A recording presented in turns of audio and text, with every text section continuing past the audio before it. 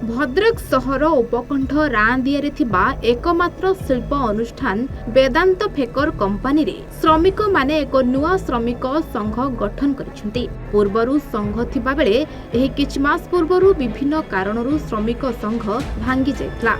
एबे पुणी थरे श्रमिक संघ गठन परे श्रमिक मानक मध्यरे उत्साह देखिबाकु मिलछि।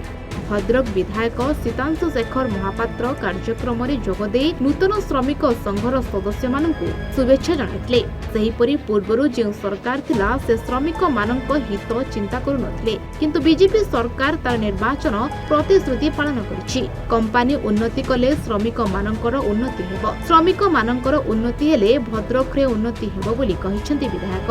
सेहीपरि नूतन श्रमिक संघ हेबा परे बेस खुशी प्रकट करिसेंती संघर सदस्य माने। आम समस्ते जानी कौन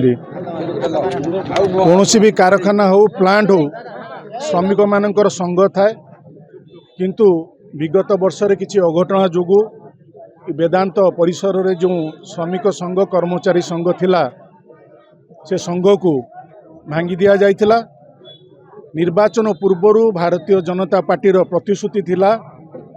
भारतीय जनता पार्टी रो सरकार आसिला परे ये वेदांत रे कार्य करुवा समस्त श्रमिक कर्मचारी जो मौलिक असुविधा अच्छी मौलिक समस्या अच्छी ताकू संघ माध्यम समाधान करा सेथिपाई आज वेदांत रे कार्यरत समस्त कर्मचारी एवं श्रमिक मानकु नहीं एक नूतन संघ गठन करागला। आगामी दिन रे श्रमिक मानकर एवं कर्मचारी मानकर न्याय पाई तांकर जो जो तांकर समस्या रही से समस्यार समाधान पाई ये संघ आगो को कार्य करिवो।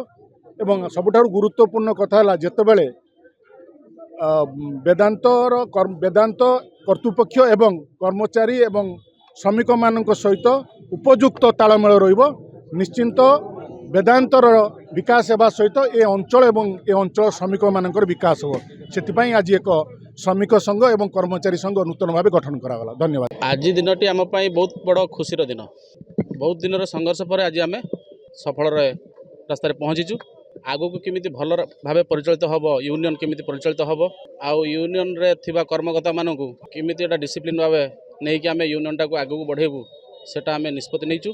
आउ प्लांट रे जो छोट मोट असुविधा होउची ताकू आम केमिति ठीक कार्य भाव आलोचना माध्यम रे सॉर्ट आउट करिवु सेटा आम माइंड में करिछु। भद्रकरु सूर्यकांत राउतरायଙ୍କ रिपोर्ट A1 ओडिशा।